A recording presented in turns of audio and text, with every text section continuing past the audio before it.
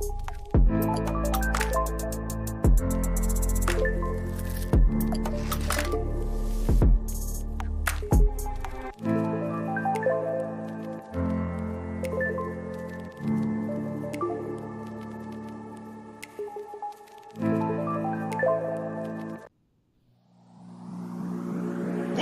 two, three, four.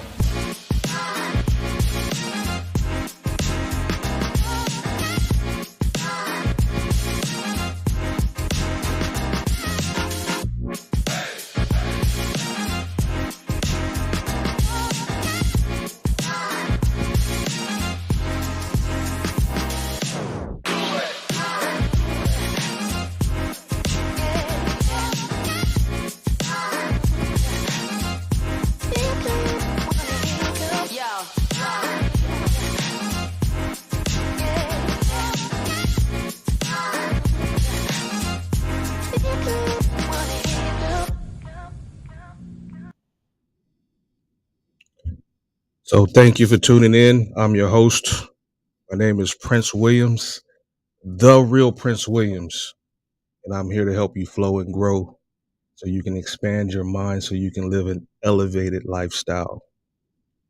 First and foremost, if you like this content, please do not hesitate to hit that subscribe button on whatever platform that you are listening to me on.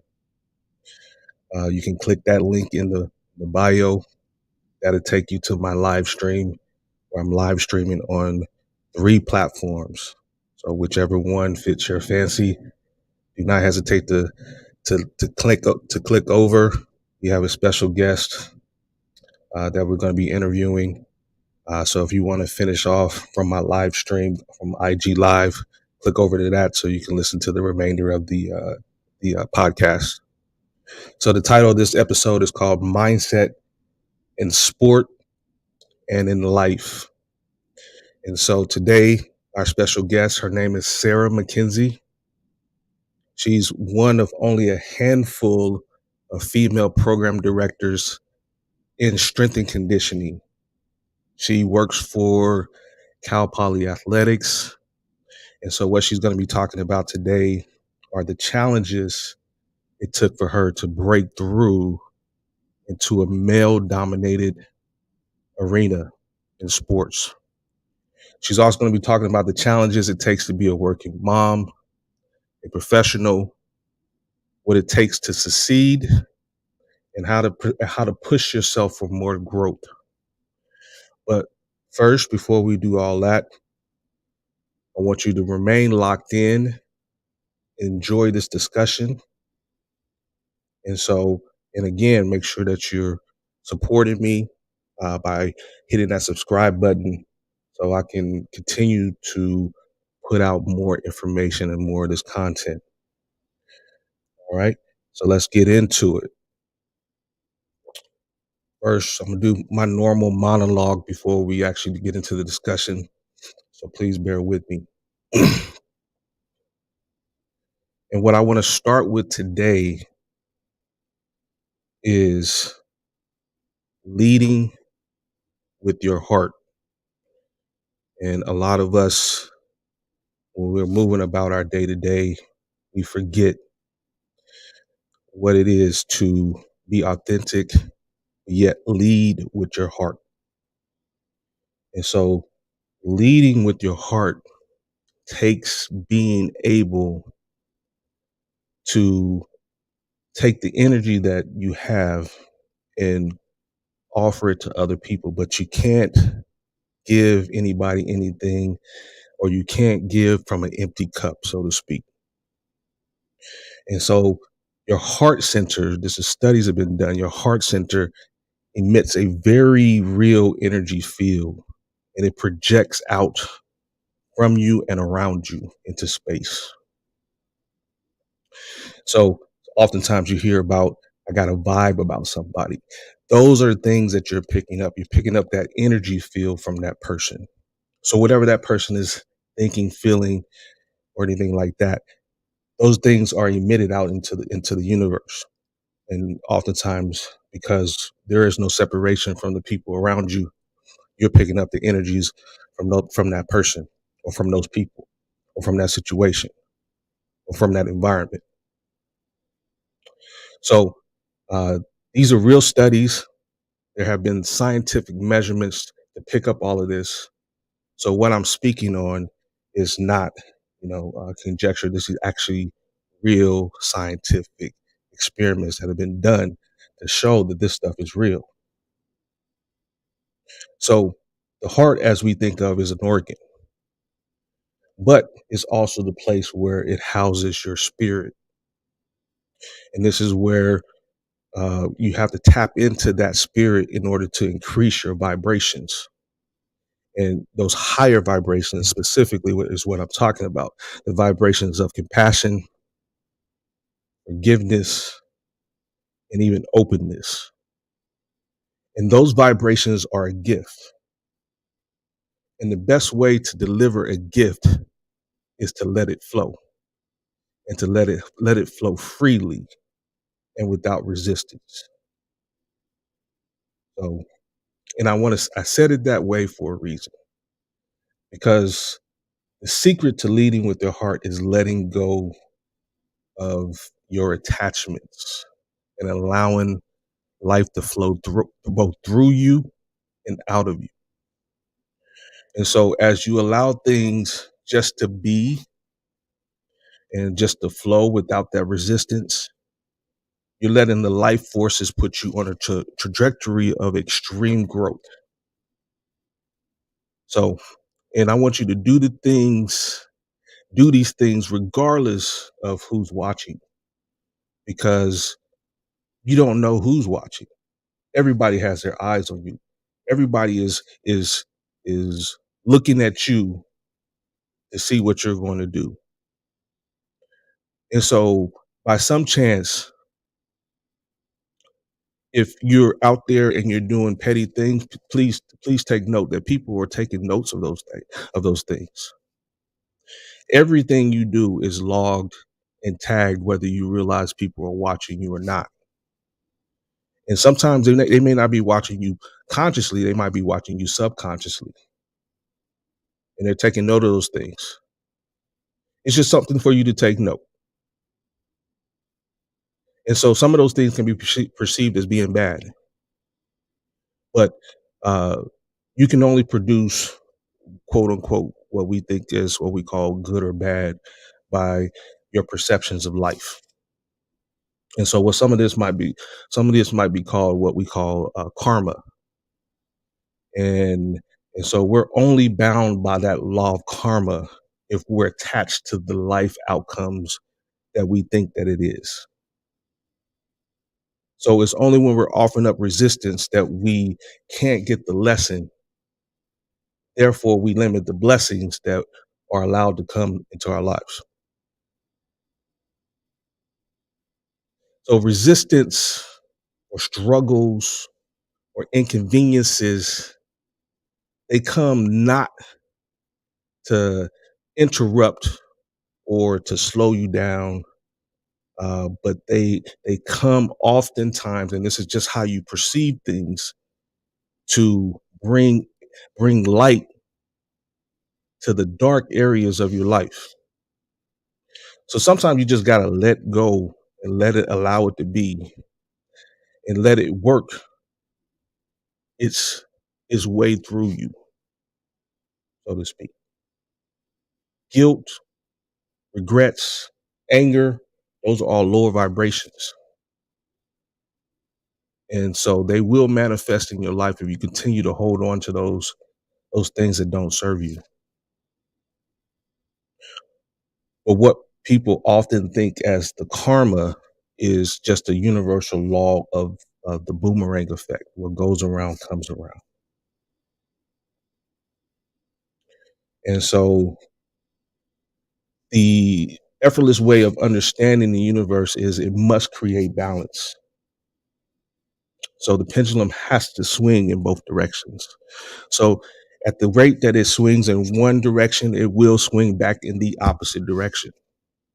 That's what we call the boomerang effect, or that's what we often refer to as karma. So if there's blockages for whatever reason self-imposed or predetermined or whatever by the universe will or does have to balance the tab. So you often will hear people talk about the dark night of the soul, which that's the moment where it feels like, man, everything that could go wrong is going wrong. Seems like everything is falling apart. There's no way out, and then we don't have any personal control. Well, this is the universe way of shifting your life in order to teach you, in order to open you up so you can see other perspectives. And so when we just allow life to do its work, remain present, and to let it all unfold, usually it works out perfectly and better than what we expected it to be. So chaos, what we call chaos, is part of the creation process, because out of chaos becomes order. And that's the law of the universe. It's called the law of entropy. The universe is always expanding.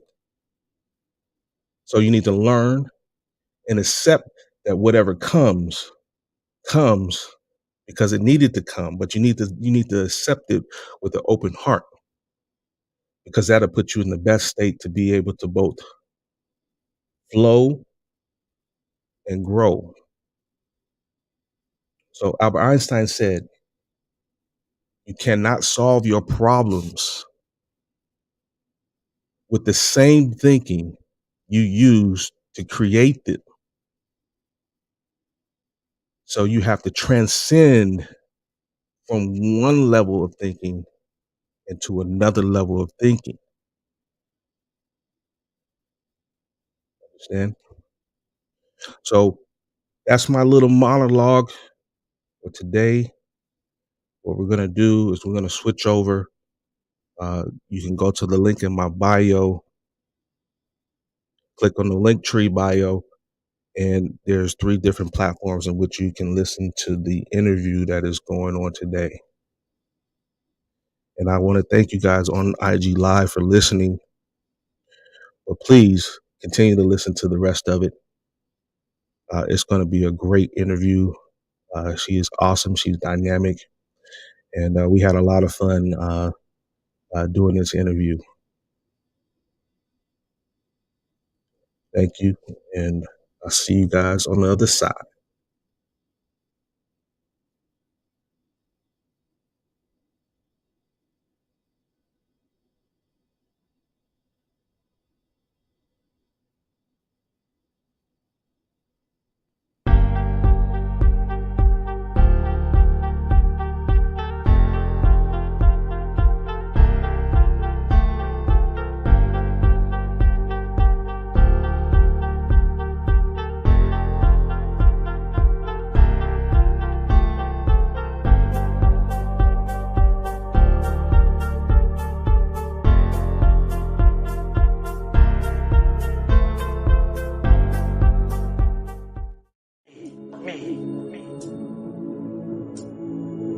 He told the guy, he said when you succeed, as bad as you want to breathe, you'll be successful.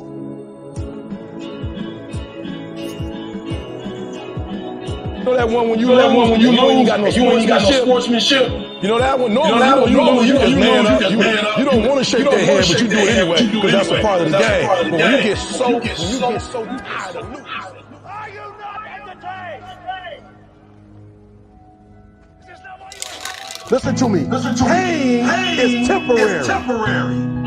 It may last for a minute, or an hour, or a day, or even a year.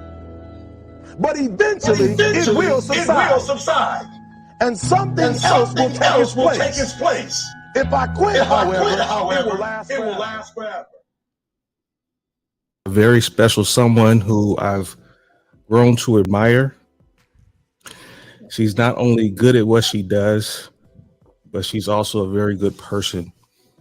I've never seen her upset or rattled, which is a great lead-in to who she is and what she does. And so we're going to be talking with Sarah McKenzie, the director of the strength and conditioning program here at Cal Poly / entrepreneur for the Blonde and the Barbell, which is our personal training business. And then I believe is geared towards women specifically and working women. She's extraordinary and she gets the job done. And so she's one of only a handful of women in the country who has the title of director of strength and conditioning. So please welcome Sarah McKenzie. How are you doing, Sarah? Nice words. I'm very good. Thank you for having me. Absolutely. I wanted to get your take on things. The topic of discussion is growth mindset in sport and in life. And I know I picked that for you because I believe that you have a lot to talk about, especially being in the position that you're in. And your motto is do the things that scare you, and I just found that to be intriguing because a lot of people get stuck in the box. And sometimes when you need to move outside of your to get to the next level, you got to get outside of your comfort zone. You got to do the things that scare you. You got to do it just because. Absolutely. So just with that lead in, tell me about yourself. Tell me who you are, what you do, your dreams, your aspirations, your goals. Let's start there. Just start there, just casual list.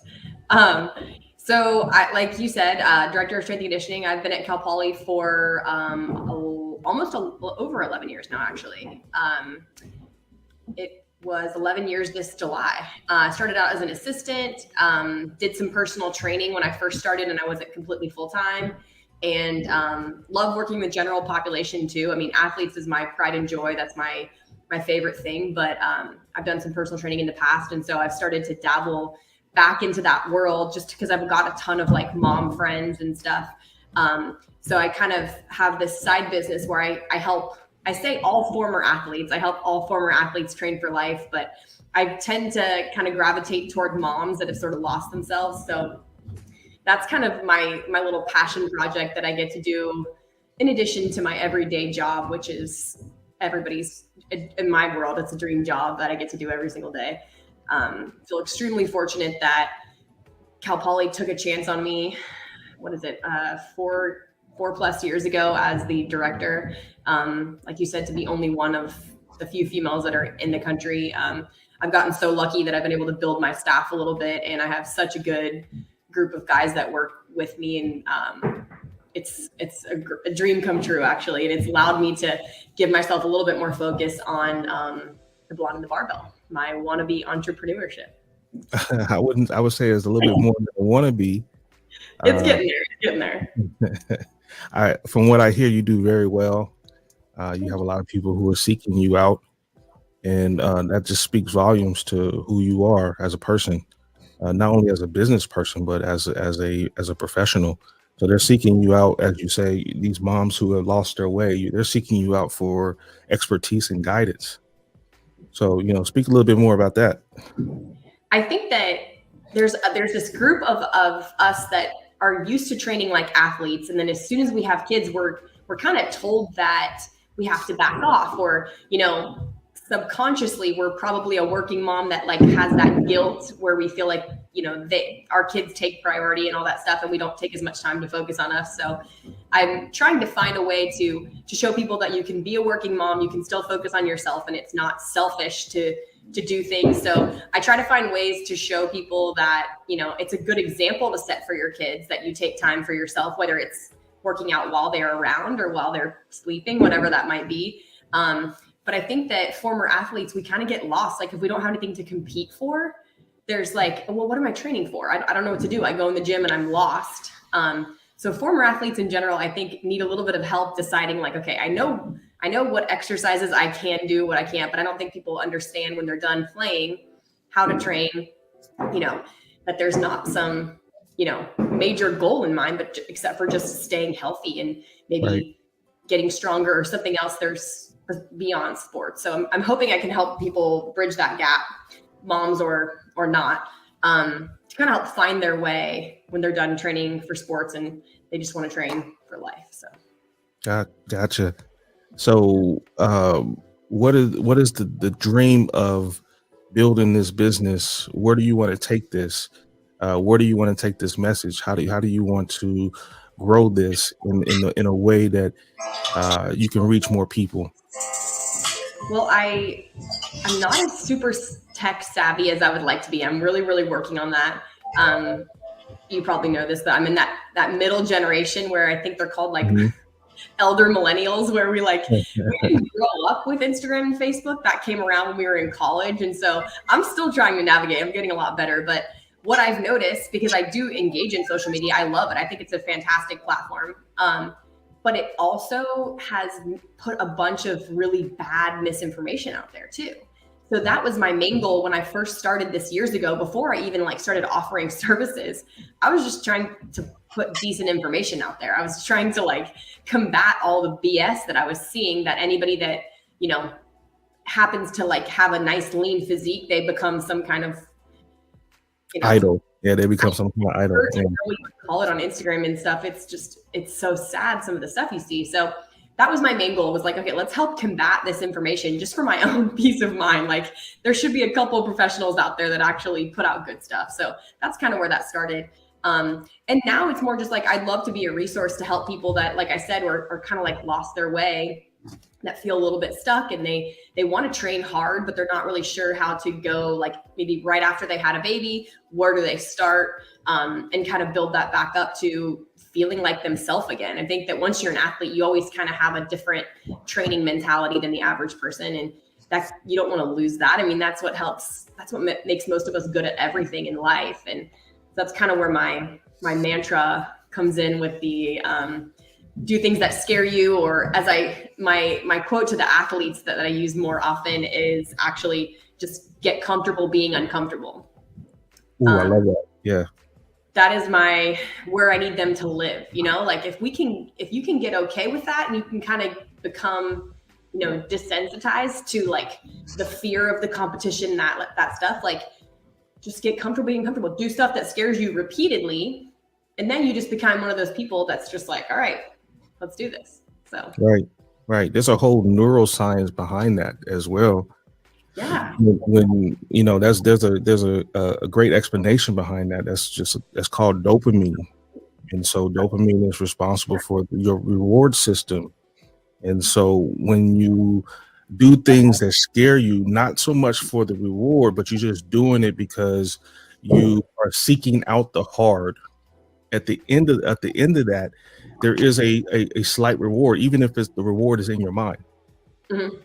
And so, like you said, you become a little bit desensitized to the struggle, because the struggle is part of the process. Yeah, and you embrace it. I love that. Yeah. So you start to embrace it.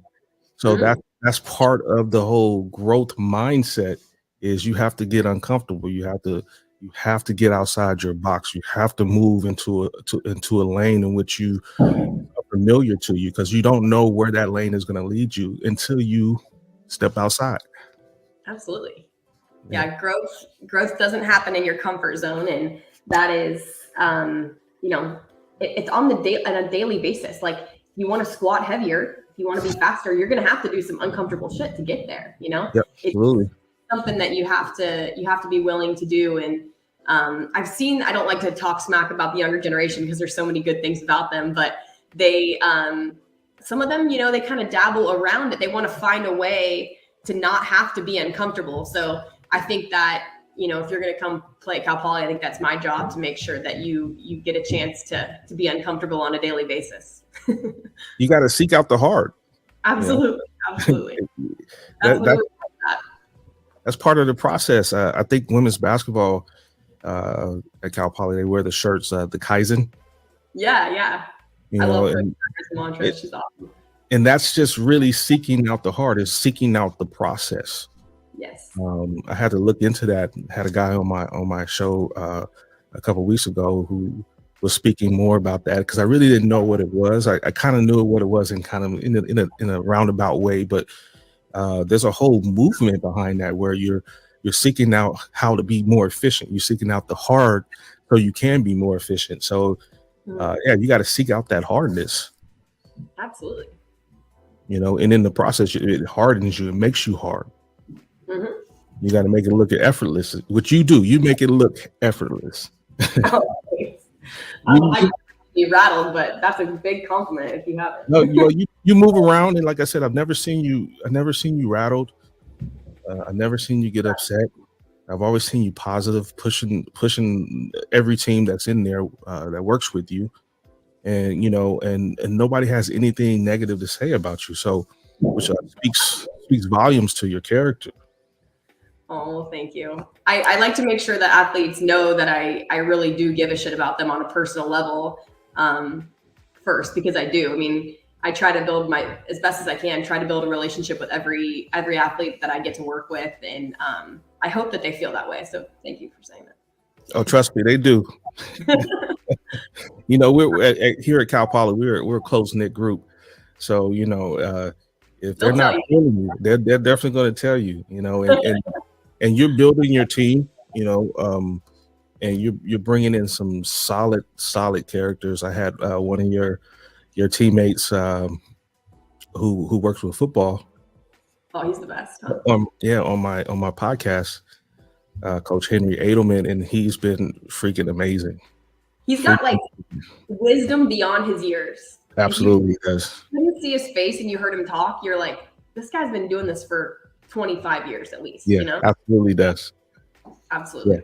Like I'm wowed at his, like you said, his wisdom. I'm wowed at his ability to communicate and be effective in how he wants things done. And he has absolutely been great for the program in general, but also the football team. So yes, you're very lucky to have him. But that is a direct reflection of you, because you brought him on. You said, this is the guy, and we were like, okay, this is the guy. This is the guy. Yes, he's been a great addition. So you speak on doing the things that scare you. Also speak on why you work with the women that you work with, because they lost their way. So you speak with air of experience. So tell me, how did you get to where you are from where you've been? What led you to this profession? And did you play sports? What's behind all of that? So I grew up playing. I was one of those people that was kind of okay at everything. I tried a bunch of different things and I never really totally stuck out. I loved volleyball and I was a pretty okay volleyball player, but I wasn't going to go play anywhere big.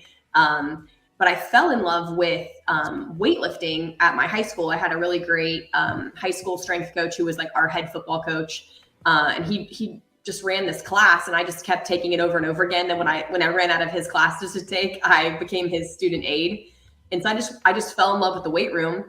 I'm pretty sure subconsciously I thought that it was going to make me some kind of professional athlete. I was just going to get super strong and that was going to equate to my volleyball skills. It did not work. But I was never going to not be the hardest working person on a team though. You can still ask any kid that. I was very good at controlling what I could control. So if you weren't going to tell me that I wasn't going to outwork you, like that was something I could control. So yeah, was I going to be the best server, the best passer? Probably not, but I can control other people, So right, I got very good at that from an early age. I knew that, hard work would get me somewhere. So I went to the University of Kentucky for undergrad and studied kinesiology. I dabbled in some internships in sports medicine and physical therapy. Then I met this guy at, I had to, of course, belong to a meathead gym. I couldn't just go to the rec center like a regular kid. So I had this awesome gym in Lexington called Lexington Athletic Club. And I met a guy there named Jim who was like such an awesome mentor. He's still a friend today. You guys would like each other, actually. I should hook you guys up. Former pastor. Yeah, he's just a great dude. Super smart. But he gave me some really good advice. And he's like, you should take a big internship somewhere, go somewhere where you can get exposed and build your network and see if strength conditioning is where you should be. He's like, he could tell I liked personal training, but I wasn't super fulfilled there. So I took a chance, and it was my first real try, was where I figured out the get comfortable being uncomfortable. I just moved from Lexington, Kentucky across the country to Arizona State to work for free. Didn't know anybody, just got crazy uncomfortable fast. And I kind of thought to myself, like, okay, if I can move across the country and immerse myself in this job where I get paid nothing, but this is going to show me if this is for me or not, you know? So I'm going to go there. I'm going to give it my all. And I did. And it was the best decision I've ever made. I was so scared, did not have a backup plan whatsoever. Didn't have any money coming in. So I had a very tiny savings account that ran out really quick. But I worked there for free from sunup to sundown, 7 days a week for 4 months, from August to December. And when I got done, they offered me a graduate assistantship, which was huge. I mean, as you know, those positions are worth their weight in gold. And I was so freaking excited. So I stayed there for another 2 years and did my master's, and I had the opportunity to work with every team. So my internship was primarily football, a little bit of basketball and baseball. And then once I became a GA, I was almost full-time basketball and baseball for the remainder of those couple years. I got to help out a little bit with other sports here and there, wherever they needed me, but it was the best opportunity ever. And even though I had that assistantship, it still was not easy. Like, I was so broke. Yeah. Oh God, there was a 2-week period where this is so embarrassing. My mom's going to kill me. I was talking to my sister on the phone, and I let the secret out that I couldn't pay my electricity, and my lights had been off for 12 days. And my sister told on me to my mom, and I got lucky enough to have those parents who were like, "Oh, what are you going to do?" I was like, I thought she was going to offer me some money to get me electricity turned back on. But I'm so thankful now that I had those parents that would, and this could be generational too. You complain about playing time, your mom's like, "Oh, tough shit. You should probably work harder." You know, like they did not care. They were never going to go to bat for you. At all. But it was really good. I mean, of course they're supportive. So when I said I was going to move to Arizona, they're like, "All right, good for you. How are you going to do it?" You know? And of course they've helped me out in trying times, but my mom just is like, "Well, what's your plan for getting your electricity back on? Where are you going to get that?" You know? So it was full of challenges. I ended up getting a part-time job. So I'd work at ASU from 5 to 5. And then 2 days a week, I had to go to class from 5 p.m. to 8 p.m. to get my graduate degree. And then the other days I would be at Gold's Gym, just doing personal training until figuring it out. Yeah. So I figured out how to survive. I didn't have any furniture. I didn't have a TV. Well, I had a TV, but just a DVD player. Never had any cable or anything like that. No frills. none of the you know, the fluffy stuff. You know, you just bare minimum. Yeah. Yep. You know, so it paid off big time, and that's where I kind of realized that I got lucky that at 22 years old, when I got that first internship, that I realized that, hey, you know, it really pays off to kind of just take a chance and be uncomfortable for a while and figure it out. Because when I got done, and even just when I got offered that assistantship, I was like, I could walk around like puffed up, you know, like, shit, I did that. Nobody else did that for me. So no, it takes a lot of guts, and you know, your story is unique, but it's common amongst the people in athletics, the professionals in athletics. People don't realize the sacrifices. And athletics is such a small knit group anyway. Everybody knows everybody, and you know, if you want those high level recommendations, you're going to have to put in the time, and they're going to test you. They're going to try you. They're going to make you be uncomfortable, because everybody has been in the same shoes, and they want to make sure that you have what it takes to perform at a high level, because you're servicing high level athletes. Absolutely. You know, so the accountability has to be there, so they have to know that they can trust that, okay, you're going to understand the nature of what is being asked of you. Mhm. And for you to leave Kentucky with no backup plan, I mean, that's huge. You essentially told the universe, hey, I this is it. So I'm gonna have to figure this out. And I didn't know my car made it. I didn't have air conditioning in my car, and I was moving to the desert like an idiot. Like the chips were stacked against me. But look at what happened in the process. You thrust yourself, you put yourself in the process, and the details kind of worked itself out. And even with your parents, and I'm part of that generation too. Hey, mom, I'm not getting playing time. Okay, I guess. What do you want to do? Yeah, exactly. So, hey, mom, I don't got no food. Okay, well, I guess go get some cup of noodles and figure it out. I drink a lot. I drink way too much protein powder. Let's just say that. With whatever shit was free that I could get my hands on, that's about all I had. You figured it out. You thrust yourself in the process, and the details worked itself out. And look at what was at the end of it. Look at the reward that was at the end of it. And of course, it's not overnight, because I think a lot of people are looking for the immediate gratification. Yes, especially this new generation. Yeah, especially this new generation. And you have to work for the gratification. The gratification isn't just given to you. And I think that's where there's a disconnect sometimes, because of, I'm not, down in this new generation, but it comes down to everybody gets a participation award. Oh yeah. That's not the reality of it. The reality is you have to develop some grit. And when you develop that grit, that's when the good things start to happen. You have to put yourself in the hard things. You got to seek out the hard. Absolutely. Yeah. My mom used to always say, whenever something shitty happened to me, because the electricity is just one of like 5,000 things that would go wrong. Your car breaks down, you're stuck, whatever. But her favorite line to say was, "It builds character."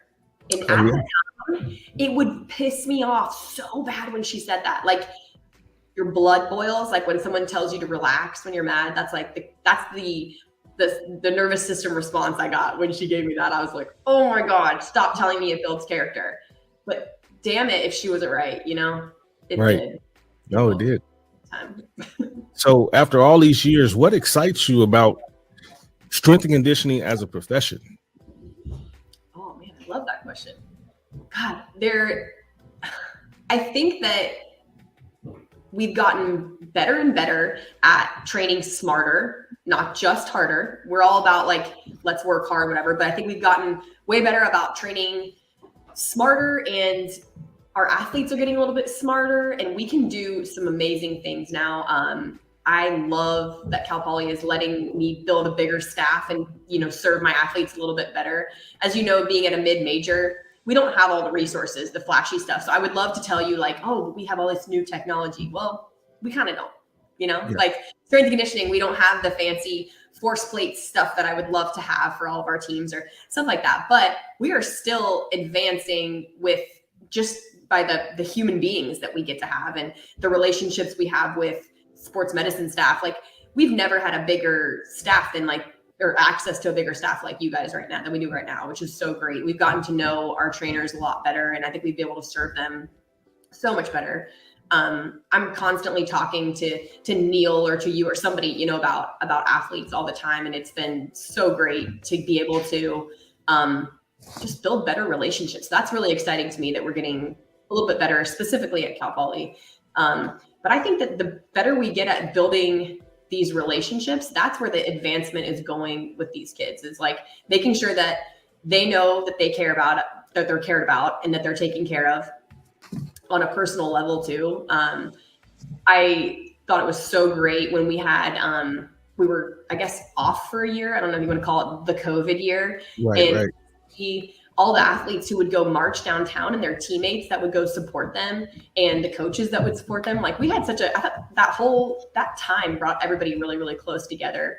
It was so great to see. So I think the future is honestly in relationships. I think it's how can we get better? How can we show these athletes that we care and make sure that they are taken care of to the best of our abilities. So whatever it takes there. I wish we could say technology and we could do some cool stuff, but that's going to come.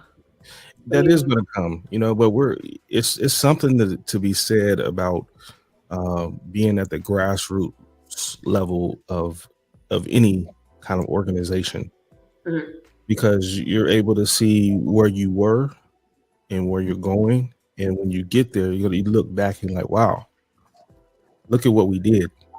And some people just kind of walk into that and then they don't appreciate what the things that are given to them, the tools that are given to them. But, here where we're at, like you said, we don't have all the bells and whistles, but we have a lot of people who have a willingness to serve. Absolutely.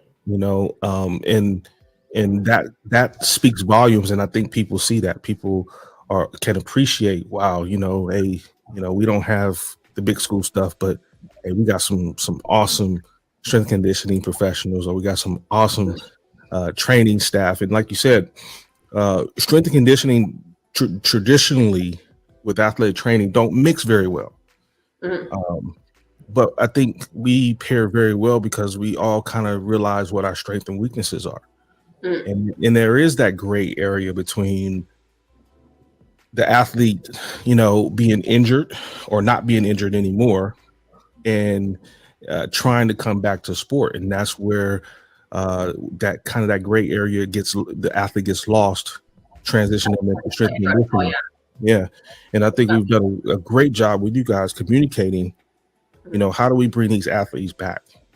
Whereas someone like you as a resource who actually knows weightlifting. There's not a ton of trainers that know weightlifting the way you do, because you and I can speak the same language and it's so easy. Like I can name an exercise and I can say, is this okay? Is this okay? And not every trainer can do that. And you've really helped bridge that gap a lot.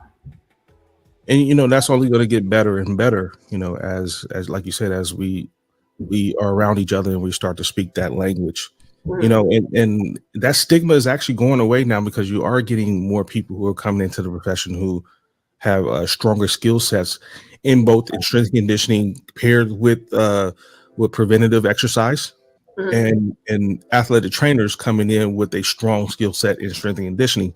So you're starting to see this gap being this bridge being closing in. Filled in a little bit. So it's been exciting, and even Coach Adelman, he's been great with the preventative stuff. There's been some schools that I've seen that I hope maybe one day Cal Poly can get there, where they have somebody that's called the director of performance that actually merges those two departments and kind of oversees everything. That would be a dream job for me if that ever made its way down to Cal Poly, but it'd be a really cool gig.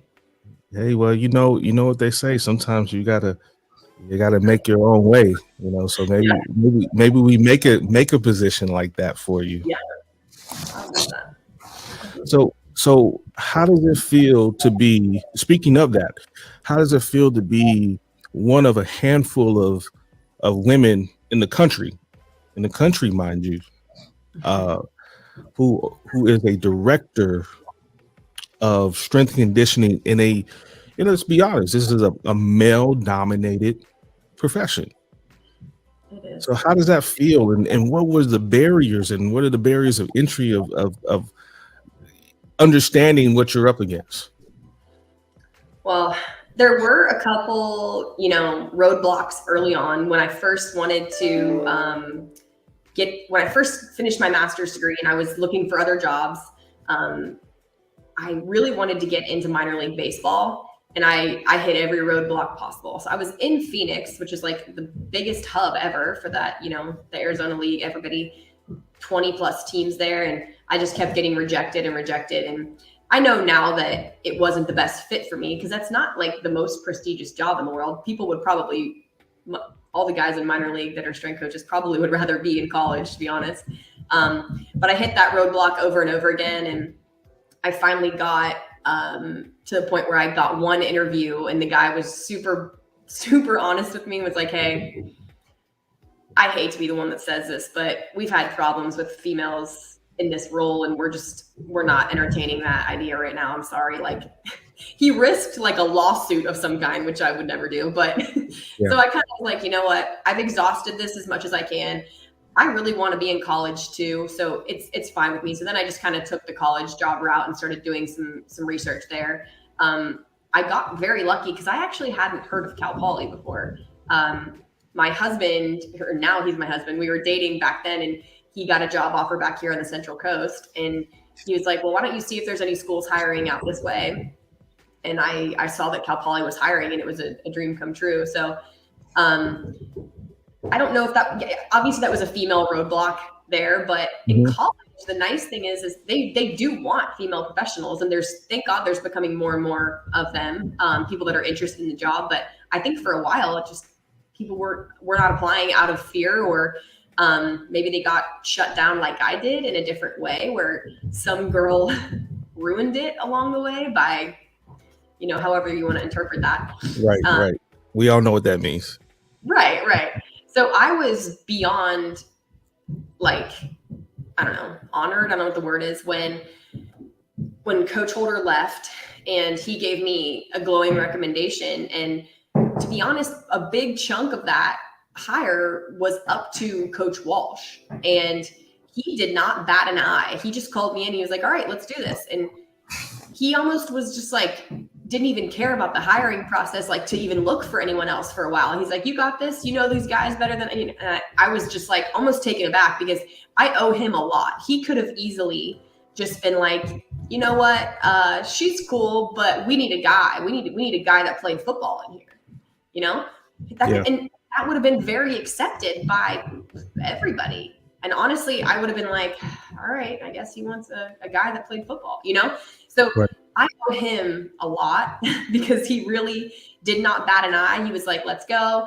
And then he let me decide, once I had worked on my own with all 21 teams for 3 months, he let me say, okay, what route are we going to go? Do you need somebody that's going to help you with football? Do you want to take football and find somebody else? So he and I got to sit down together to make that next hire, to see who was going to help me and who was going to complement the program. So I owe him a lot. And it's not like he's like some young guy that's like this new generation. Like, he was very much an old school guy in a lot of ways. Right. And he did not bat an eye. So people like him and Coach Holder, I definitely owe a lot to. I think that people don't realize that there's a lot of guys that are on our side. If you just show them how hard you work, nobody's against you, really. It's like they want you to succeed, and I think that's awesome. And they need more credit, So it feels so good. If you can do the job, if you can do the job. Right. And I have that, if a female asks me that's somebody that wants to come up, I'm like, it doesn't, your gender starts to just not even be something anyone's ever thought about. If you're working hard and you're doing the job well, it doesn't even be part of the conversation. Yeah. So don't make it part of the conversation. Just do the work, So. And you're starting to see those things more and more in sport, just sports in general. You're starting to see more female coaches, who are coaching a male sport. Mm-hmm. And it's actually kind of exciting, because like you said, nobody's even really batting the eye. Nobody's even like, well, she's a girl. Like, nobody's doing that. Those days are over with now. They just want to know, okay, what expertise do you have, and can you do the job, or can you help me succeed? Mm-hmm. I think what's also overlooked is how well. So I do this a lot when I get a new coach on my staff, and I try to figure out what teams to pair them with. Sometimes it's just personality, and it's like, okay, so for example, Henry has the women's basketball team. He's their strength coach, and I'm the men's basketball strength coach. Well, I balance the men's team very well. It's because it's a staff of all men, So I'm kind of the softer side in a way. I can be that for them. Now, am I the soft side for all the teams? No, absolutely not. But for that team, I get to be the guy that, the one that gets to know them a little bit better and like kind of helps. You know how basketball is; they're a little bit different. Every sport's got their thing, and that just was a good fit for us. So I think that girls need to play up what they're really good at. So like whatever that is, that's your puzzle piece. That's what makes you fit. It doesn't really matter your gender if that's what you're good at and that's what you bring to the table. What did they say about like make your absence felt or not your presence or your absence felt or something like that? Like find your thing. And then like, that's kind of, I think that helped me out a bunch on my internship. It was like, I did so much and I volunteered for so much. And I was like, oh, I'll be I was a flexibility specialist for the Arizona Cardinals for like 6 months. And I was like, I'll be the stretching person. Whoever needs stretched, come get me. I got you. Yeah. And so then it was like, that was a void they had to fill when I was leaving. It was like, Sarah was like, she was really good at that. I made that my thing. And, so I think that we need to talk less about like, oh, what is the gender? They have a girl, whatever. It's just like, fill the role, do the job. Whatever. It's just like, do it well. And if you make it awkward, it's awkward. Right. If you come in and be like, hey, this is who I am. This is what we're going to do. This is the plan. You have it laid out. You don't give any room for anybody to make it awkward. Absolutely. You kind of have to be yourself. I've worked with only one other female strength coach. And I think that sometimes some coaches just want to be like, compensate, but she was great. Like, so she set a good example for me. It was kind of a brief time at ASU when there was only one other, she was the female, like that was full time.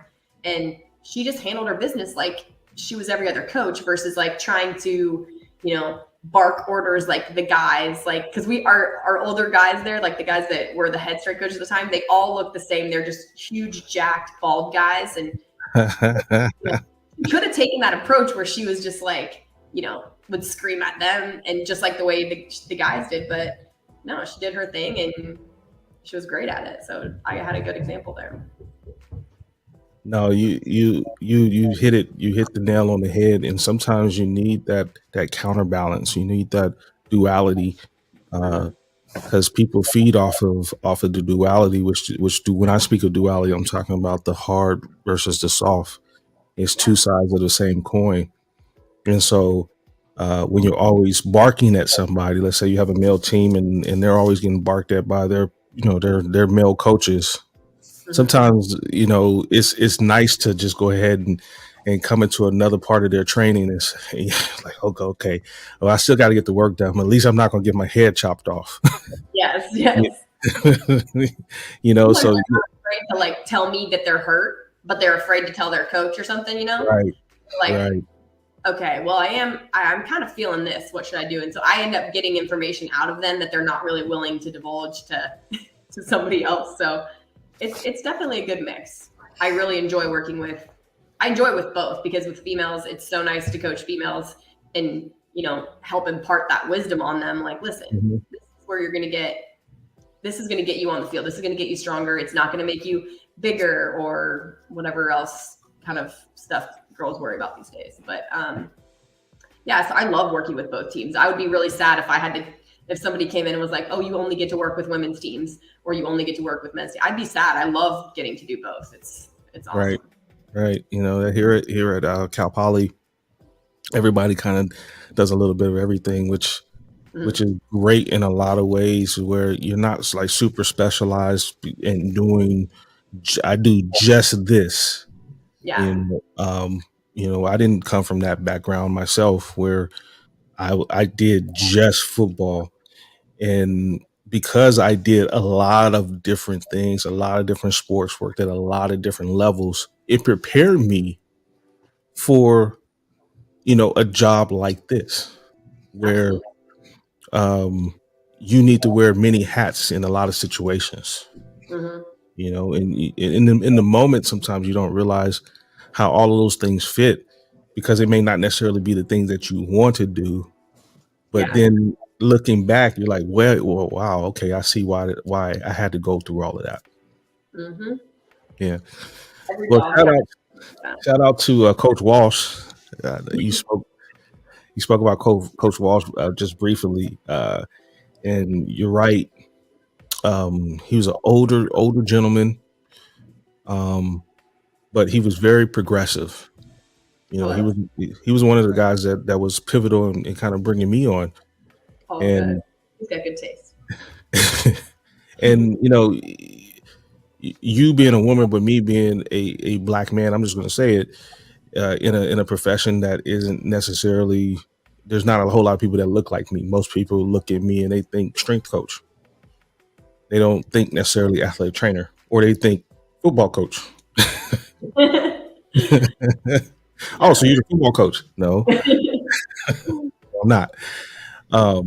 Yeah, you know, it's those stereotypes, what people think, that become a barrier to entry.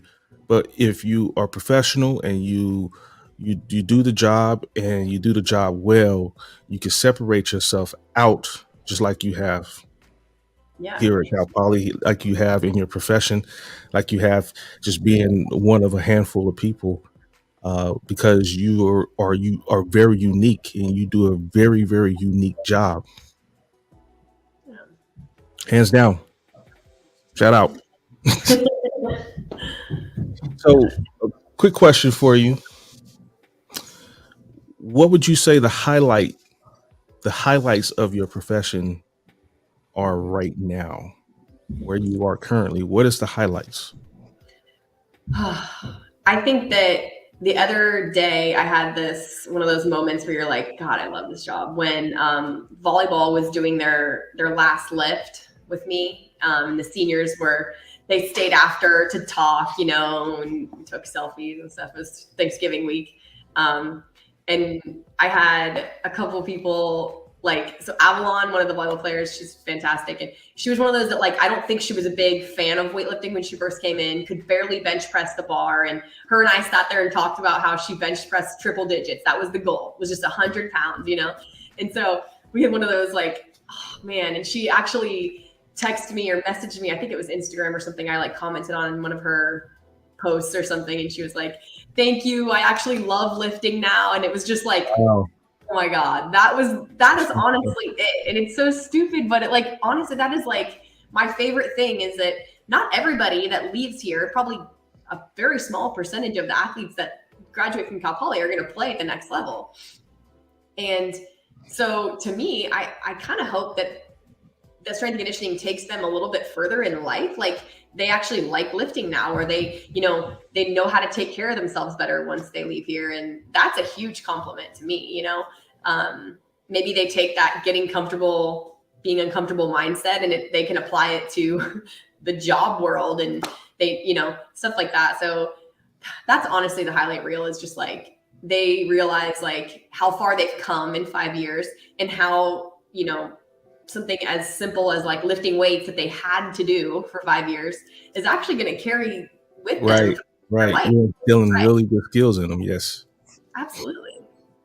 Yeah. So would you call yourself a mentor? Would you call yourself a teacher? You're a combination of both? I would say teaching is definitely, that's kind of the route I was going to take. I come from a family of teachers, grandparents, my mom, my sisters are all teachers. And so I think that was, you know, that was kind of my backup plan in life. I was going to be a PE teacher, health teacher. And so I find myself like always educating first, you know. I think I'm a firm believer that if you teach somebody, you know, athletes especially, why they're doing something, that is going to carry it with them a lot longer, versus like, hey, this is what we're doing today, just do it. And you just kind of bark your orders. That was one of the things I really liked about Coach Henry, was that he was really good at explaining the why to people. And I think that increases your buy-in and stuff like that. So I'd love to say mentor. I think that sounds cooler, but teacher for sure. I love being able to, like, you know, teach like a concept versus just, this is an exercise, do it like this. So I mean, there are very subtle differences in between a mentor and a teacher. But with you just defining teaching concepts versus a technique, I would call you more of a mentor and then purely a teacher, because teachers are going to take information and they regurgitate based off of their knowledge, or based off of what they have to present as far as their curriculum. Whereas A mentor could take a concept, the purely the concept from that teaching, and teach it multiple different ways to where people can understand on the level that they are at. And you can apply it differently if you teach yes, it's the application that that is the difference. It's being able to take the concept and apply it in so many different ways. And within programs, there's people who kind of hear you. There's people who are listening to you. There's people who are embodying you, and so you have to be able to reach all of those people on a level that they're processing information at. Yeah, depending on the type of learner or the kinesthetic and And these are all young adults, so they're still, and that's the beauty of it. They're not kids, but they're still young adults. They're still, I don't want to say impressionable, but they are. I mean, I would hope so. Yeah, they're still at a phase in their life where they're still willing to learn. They're here. They're at higher education facilities, so they can learn, and so they might try you, but just because they're trying to learn the information and present it in a way that makes it fit for them. But at the end of the day, with them, especially at Cal Poly, where it's a learn by doing, you want them to take the information and try it in different ways. Absolutely. Because how else would you learn it unless you actually do it and apply it yourself? Yeah. So you're absolutely a mentor. Oh, well, thank you. I'll change that. I did get a really nice question when a girl from the KSBY News and she asked me something about, I don't know if she used the word mentor or something, but it made me realize that it was the nicest thing ever was that I got to be an example, I guess she said, to athletes, because I was a working mom and like they constantly have to see my struggles when I'm dragging a kid or two to work every day. So I was like, that I guess is another highlight. I get to show them that it's doable. I was lucky enough to have a mom my mom still works, Yeah. And so having that example, I think, does rub off on people to show you that you can have a high level position and you can still be a mom and you can choose to go to work, and it's nobody's business if you are have a nanny or send your kid to daycare or whatever it is. So that's nice. Other side of it. You get it done. You figure it out. It's problem solving. Yeah. That's part of the process, is problem solving. So with you being in the profession for a while and having a number of mentors yourself, who you've come up under, people who you've worked with, I don't want to use the word idolize, but who do you idolize or who do you model your philosophy around? Or what is your strength conditioning philosophy? I don't have like a full, like, what do you call it? Like a saying that I kind of regurgitate all the time. But I think that you're always a product of all the people you've worked under. Hopefully you've taken all the good from everywhere that you've been. Like I said, that, there was a female that I got to see, how she did things when I was at Arizona State. I got to work under, when you're there, they had like 9 full-time staff people. So I got a ton of people that I got to pick and choose things that I loved about each of them. I think that I give this guy way too much credit, but he's really good. But I learned a ton from Holder. The way he taught things was just so different than I've ever seen before. He didn't have a traditional strength coach vibe at all.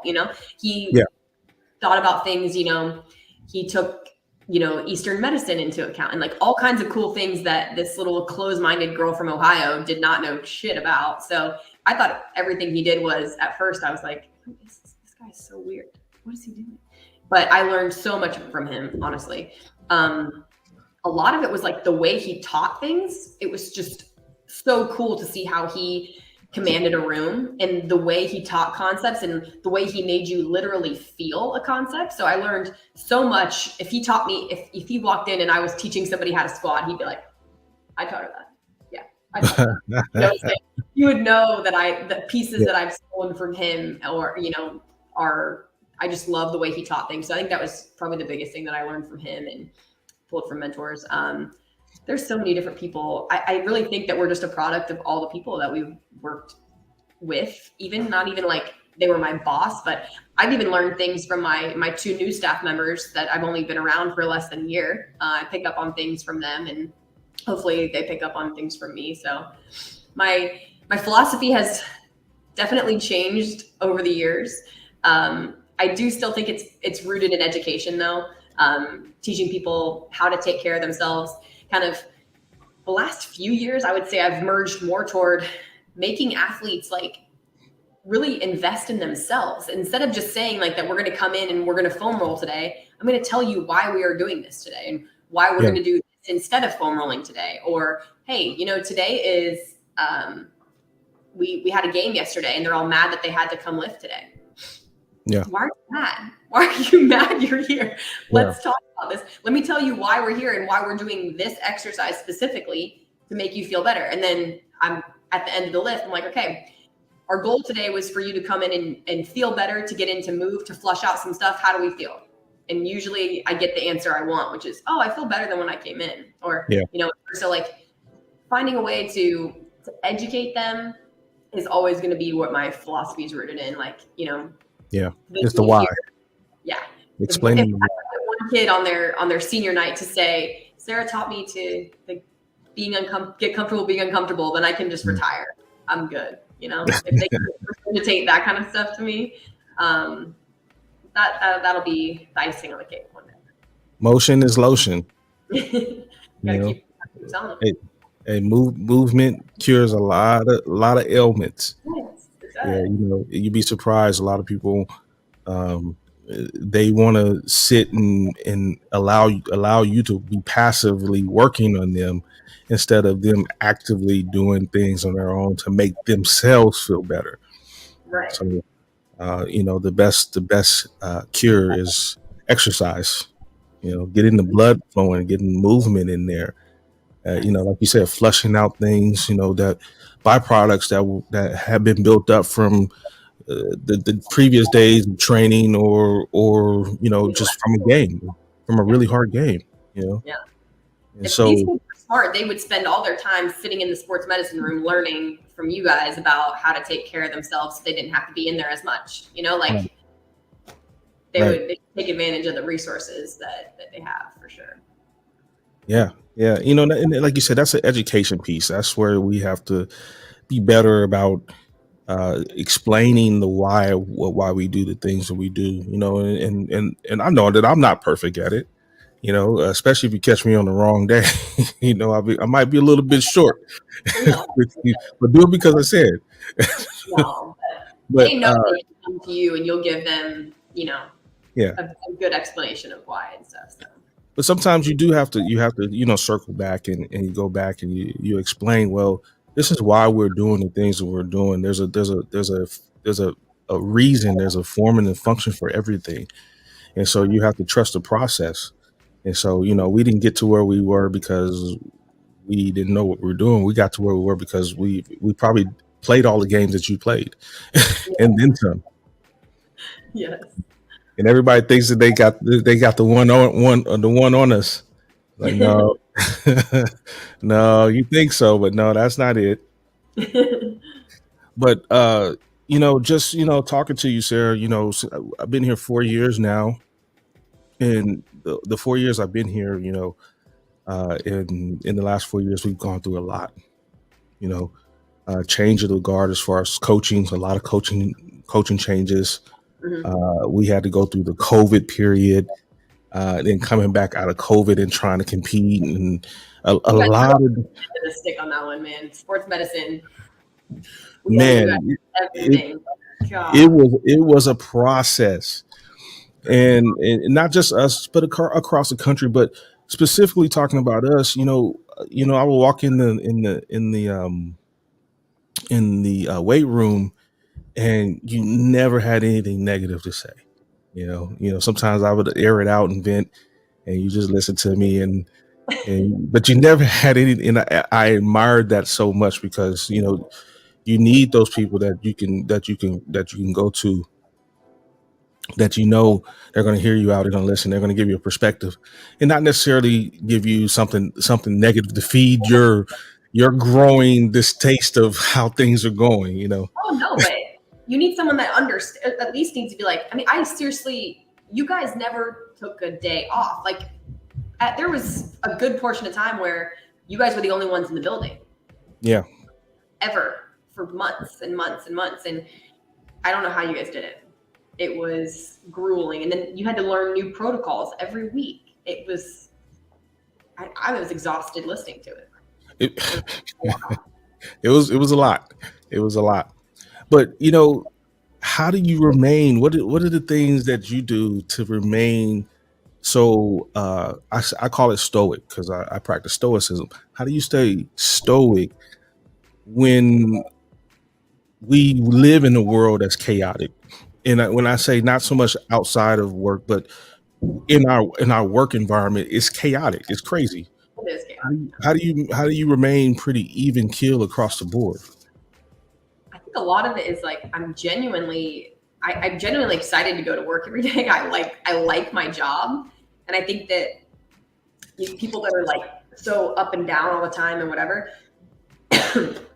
a lot of that might be rooted in they're not in the right place or they're not happy. Like I can just be like, you know what, I'm excited I get to be here today. Let's figure it out. And I'm used to like things being always unpredictable at Cal Poly. So I think that now I predict that every day. Like, oh, well, this is what's going to happen today. And today we're not going to have a weight room and we're going to have to cart all of our equipment outside for 8 months. Man, what was that?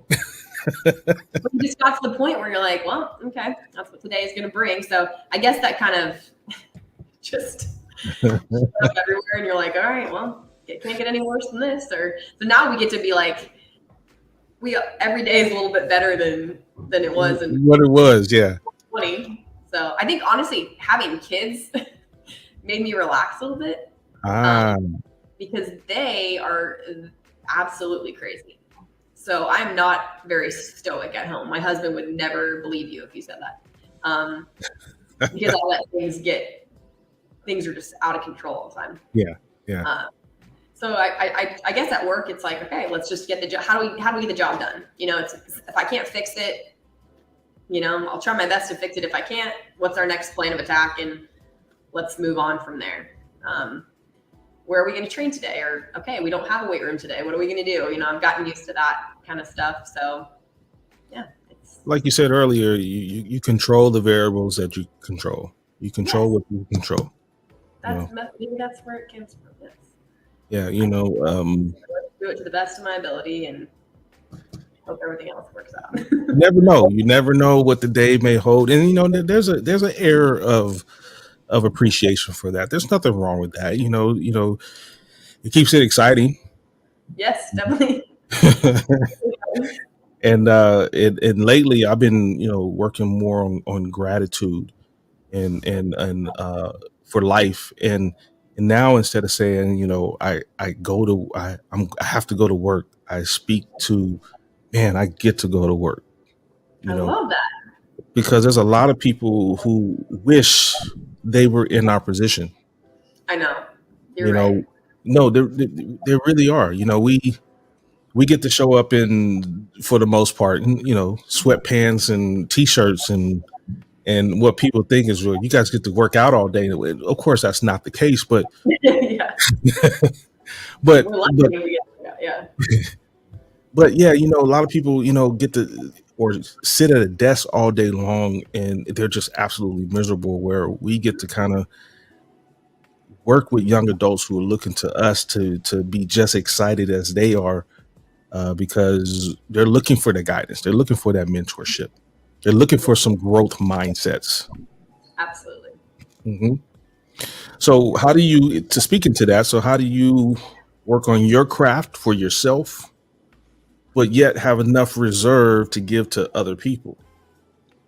Oof, that's a good one. I think that honestly, you kind of said it before, like movement is medicine. And so getting my time to work out is honestly best for everyone around me and myself.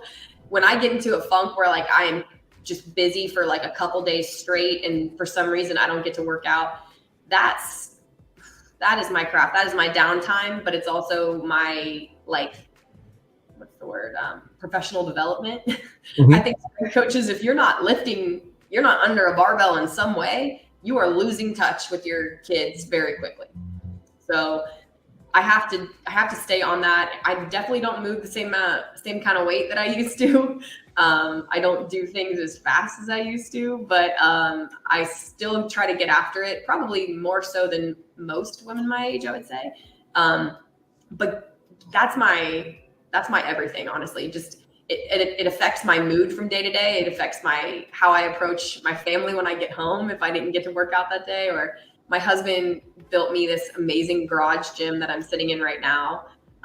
This was my Mother's Day present 2020 during COVID, and I had a preemie. I don't know if you remember, my baby was 6 weeks early, and so I was stuck at home right when the world shut down, and I think maybe not myself, because maybe that's why he dropped thousands of dollars to make me happy, because he saw I was slipping a little bit.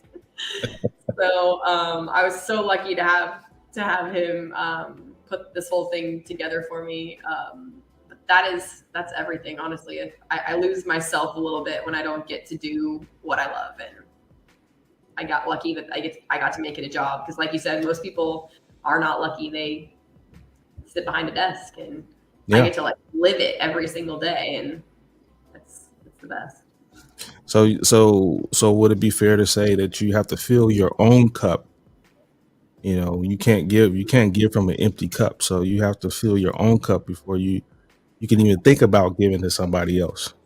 Yes, absolutely. You got to take yourself as the priority. Yes. About that, the oxygen mask kid thing, yeah. Yeah, you know, that's a prime example. They say, pull the mask down, put it over your face first, or you can't help anybody. Right. You can't help anybody if you're passed out. Exactly. Yeah, you can't pour from an empty cup.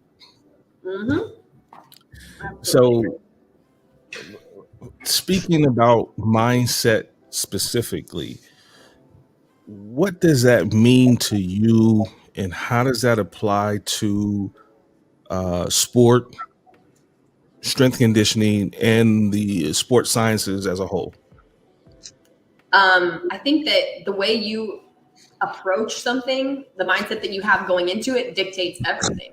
The way you approach your day, like you said, if you approach your day with gratitude, I get to be at this workout today. That can change everything about your workout, your practice, whatever it is that day.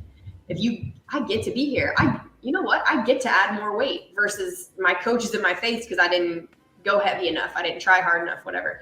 If you take that little bit of gratitude and you change your mindset as you approach every single lift, you're going to get way better than if you just showed up because you had to that day. And, you took it as, sometimes we get kids that come in and they're like, I don't want to be here today. And they'll just straight tell you, I got too much going on. I don't know why we're here. We're too tired. We had too long of a practice. We should have canceled lifting today.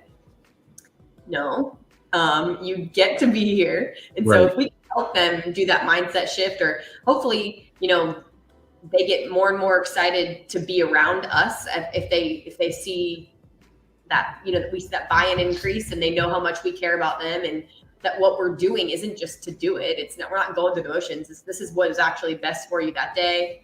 Hopefully that whole thing takes a mindset shift to that gratitude, and they apply it to everything they do. I know every day is not perfect, but if we can get a couple more gratitude days, I think we're in a way better place, because that's what I've been trying to do. Somebody said to me once, like, if you won the lottery, would you still go to work? Like, is that how much you like your job? And I genuinely think I still would. I would be doing it in some way, whether it was for free or whether I was whatever, but I would still be doing the same thing if I didn't have to do it to make a living, So no, absolutely. Hopefully all the athletes would say that too. Like, I'm not just here because I got a scholarship and someone's paying me to be here. Like, hopefully they're really happy to be here. They're excited that they get to be a Division I athlete. So we got to help them with that mindset. that gratitude. Some more than others, but you're absolutely right. They're also in a position where, you have 20,000 students on this campus, and they're a small population within the bigger population of students. Yeah. So being student athletes, they're in a unique position where, they are getting a lot of benefits and perks for being a student athlete. And so sometimes when you're in it, you forget that there's a lot of people that wish they were in your position. They wish that they could do the same things that you're doing, or they wish they can get the same things, the benefits that you're getting. And that's what you have to kind of, like you said, it's a mindset shift. You have to remember, you have to teach them to remember, hey, Yes. hey, you guys are blessed. Yes. Yeah, you guys are truly blessed to be here. Don't take this for granted, because it goes by fast. It goes by very quickly. I get excited when we get like a JUCO kid and a transfer, that because you can see it in their eyes. They are so effing excited. That feeling, I love seeing that. Those are my favorite kids. Those are the kids I can relate to a little bit more. Like, they're like genuinely like, I'm at Cal Poly. You can like see it in their eyes every day. Or like, oh, you write me programs, you get to coach. Oh, I didn't have a strength coach in my last school. You're like, yeah. I love seeing that stuff when they get to actually, you can see the gratitude on their face. It's awesome. Yeah, no, you're right. And so in neuroscience, they say in the study of neuroscience, speaking to dopamine and your reward system, it's the bigger the challenge, the bigger the reward. And so what I've learned and what I'm learning, even when I approach my day or approach my own workouts, is because some days, you just don't feel like you want to do it. Just absolutely, I don't want to do it. Yes. But if you can just get yourself there, or get your foot out the car, or walk in the facility, all of those are little micro challenges. I call those little micro challenges. And so as you start to attack those challenges, and you start to get into your workout more, and you appreciate the struggle at the end of it, you feel so much better. You're like, well, why was I tripping in the first place?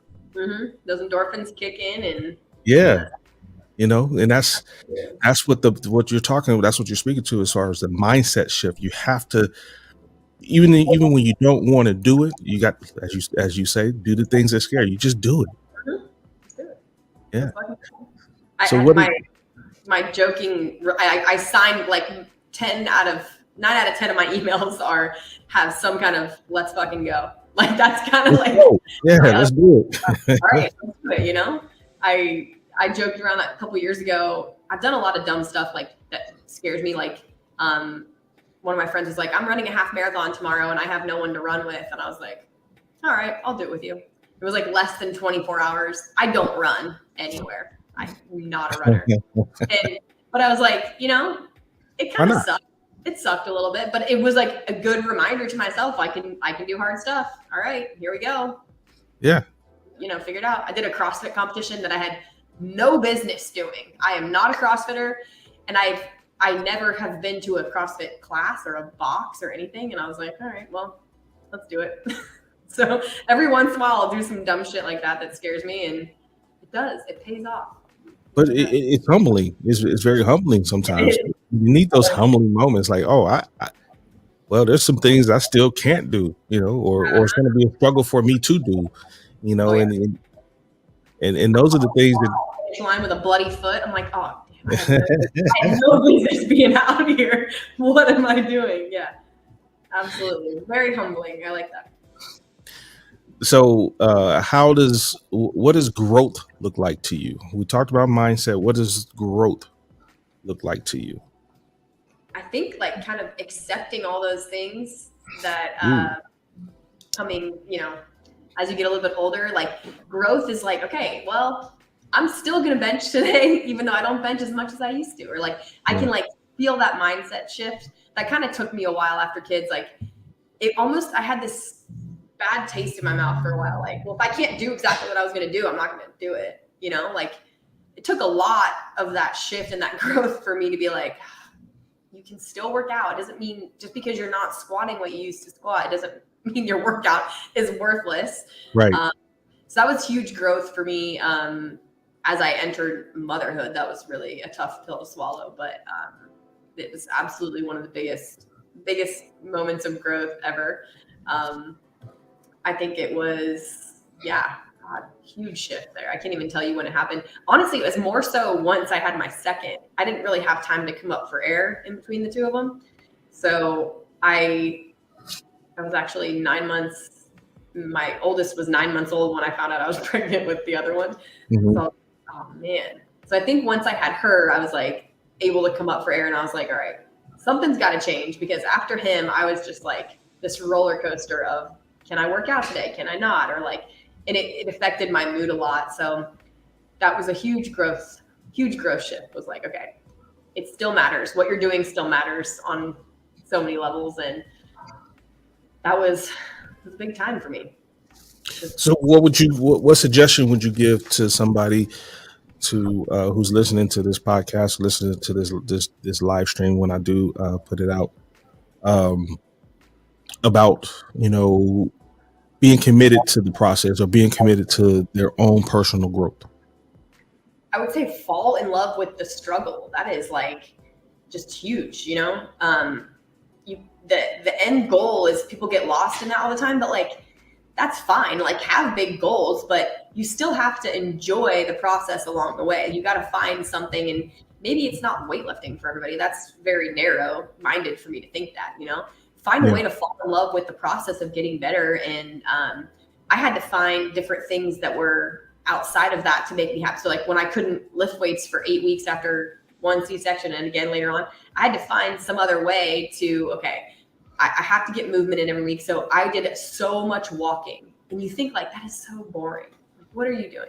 No, I found podcasts to listen to. I found some other way to fall in love with something that to me was so boring. Like, what are you talking about? So it was like, okay, well, today I'm going to walk around my neighborhood. Tomorrow I'm going to go walk around a track.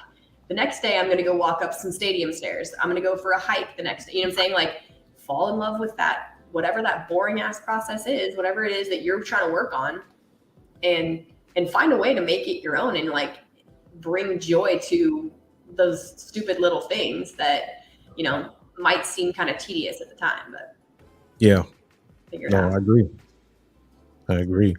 So would you say that's, I'll give you my example between motivation versus discipline. And so I say usually motivation is something outside of yourself, or it is extrinsic, versus discipline is something that's within, that is intrinsic. So what would you say is the most important piece of the growth mindset, motivation or discipline? Definitely discipline. Discipline is what keeps you going. And like you were saying, the days you don't want to go, if you just do it anyways, you're going to feel better. Like it's just getting there is half the battle. So having the discipline to keep at something, that's a huge quality that not a lot of people have. And I think athletes are so lucky. They don't notice it until later that they probably have more discipline than the average person, because they've been going to practice on days they didn't want to go to practice since they were little kids, So like having the discipline and like, I'm going to show up and I'm going to do it. Like today, my back was hurting. You saw me in there getting heat on my back. And I was like, I don't want to do anything today. My back's killing me. I still did. I pushed a sled for 30 minutes, just up and back down the freaking weight room. It was so stupid. But I had the discipline because I've done this for so long that I know I had to move. I know it. And that's the discipline that's there. So motivation is a little bit too fleeting. It's just going to come and go. And you saw somebody today doing something. Okay, well, that motivated me to get, to put on a cute outfit and go to the gym. Like that's going to be gone tomorrow. Discipline's forever. Discipline is something that you've created. That's a way of life. So. And I like how you alluded to that, as far as knowing versus, knowing that you have to do something versus, I'll say it like this, believing in something. And so, like I said, some of that belief is fleeting. Yeah. But when you know you have to do something, that's something internal. Even just saying it, I know something, you internally you could feel something move inside of you, like, oh, I know this, like I have to do this. And Yes. that's where kind of, you can push yourself, and the discipline kicks in versus motivation is you're waiting for somebody to tell you to do something. You might believe that's the thing to do, but you want to move past belief into I know this is what I need to be doing. Yes, I love that. So how do you market yourself and your brand right now? What are some of the things that you're doing to put yourself out there, because you have your side business, which is actually really your main business or your main job. We talked about that today in the weight room. Yeah, trying. Yeah. So how do you put yourself out there? Well, I try to. This sounds kind of dorky, but I try to be as authentic as possible. Yes. I don't censor myself because that's just not how I am. So like I have a potty mouth. You can ask my mom, my husband about that. But I'm not gonna censor myself that way. I'm not going to put some weird workout on that I would never do myself. So I try my best to video what I'm doing and show like this is what the kind of stuff I do. My friends were joking around that I recently try to, like, when I think of something, I'm not really good at like selfies or like the selfie video award. I'm not sure, but like I've done a couple like to my friends thinking it's funny, like rants where I just tell my opinion on something, and like, so I'm trying to be more authentic is my thing. I'm trying to be like, okay, this is what you. I'm not going to sell something that I'm not. And if you like me, awesome. If you don't, I am not everyone's cup of tea. That is totally okay. That is totally fine. If you're looking for someone that's going to hand you 3-pound dumbbells and we're going to do like little, like that ain't me. You can take your Beachbody videos and you can, cool, good for you. But this is what I'm going to do. And so I try to show what I actually do. Like everybody can do barbell work. Let me show you how to modify it. Let me show you what I would do. So yeah, authenticity is my number one thing that I'm trying to work on right now. And I know some people are like, oh, you don't need a personal page and a business page. So I'm struggling with that right now. Cause I'm like, I know people don't want to see like all these videos I post with my kids or like whatever. Yeah. So I try to keep it separate. Like, this is my information page. This is where you're going to see, tips on like how to work out if you've got your kids around, or like how to do a quick workout if you have your kids around or something like that. So working on that. You're trying to find your tribe.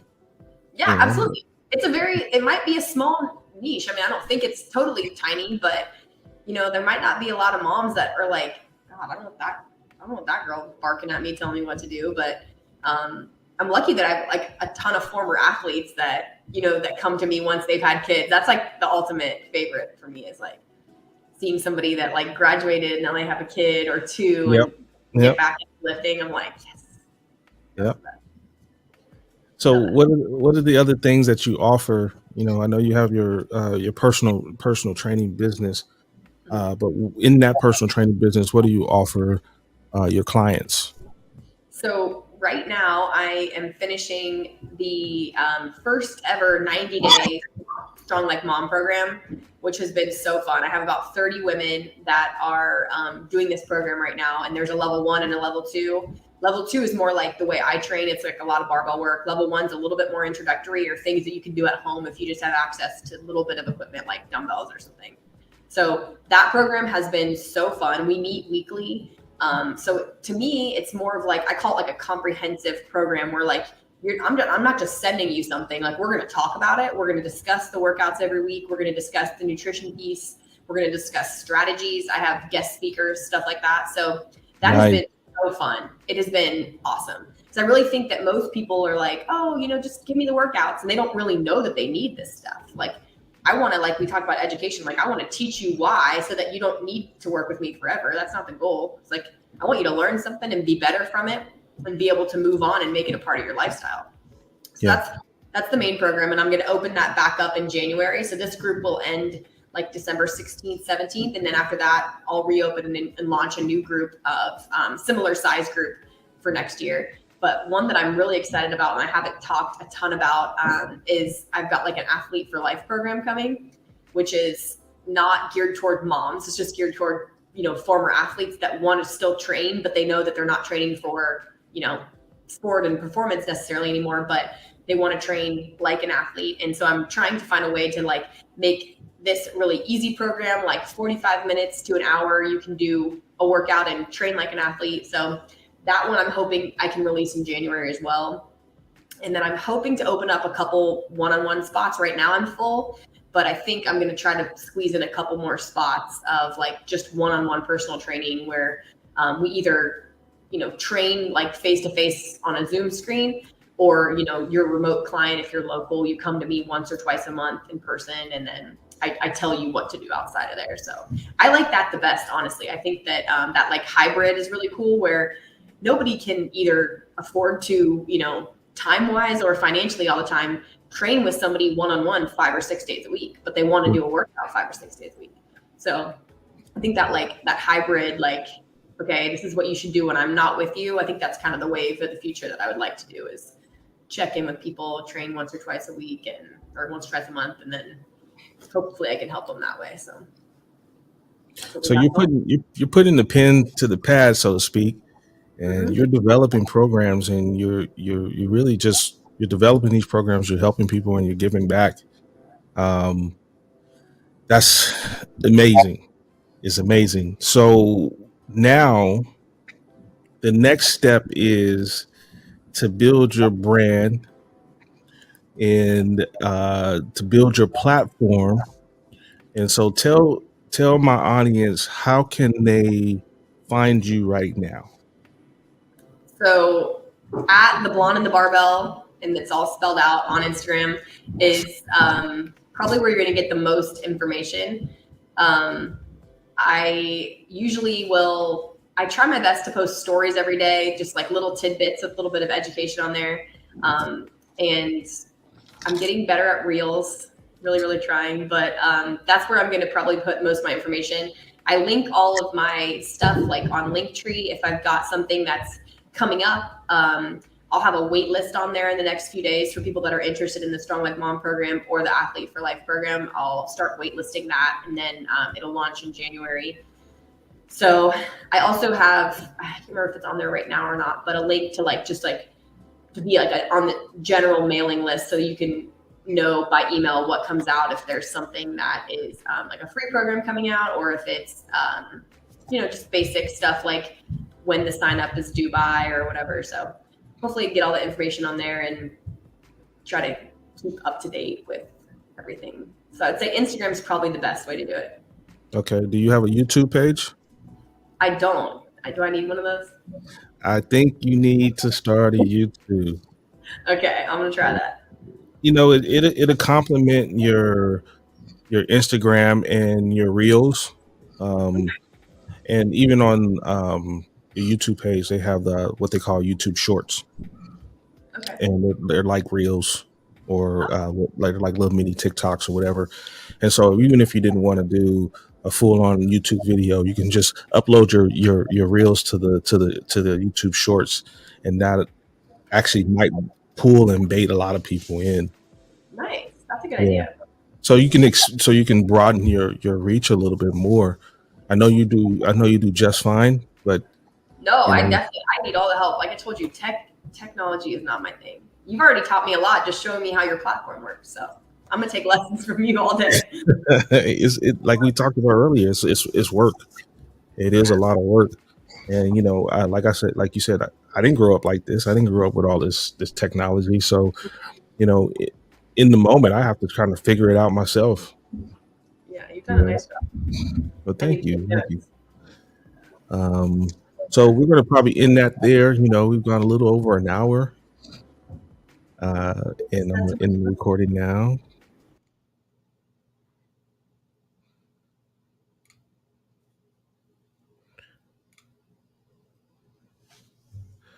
So welcome back. What a great interview. She had a lot of great talking points, but we're going to end this right now. And again, I want to thank you guys for listening. listening to this content. Remember to like and subscribe on any of the platforms that you're listening to. I really appreciate it. I really thank the people who take the time to listen in at any given point in which they tune in. My podcast, this will be up on my podcast, The Hustle and Grit, streaming everywhere. Obviously, you can find it on YouTube, Twitch, and even on Twitter Live. So please tune in for more weekly empowerment and more motivation. And I want you to expand your mind, and I want you to remember to expand your mind. Taking a action-based approach to wanting to expand your mind, and that's going to allow you to live a hustle and a grit lifestyle. So I want you to flow and grow.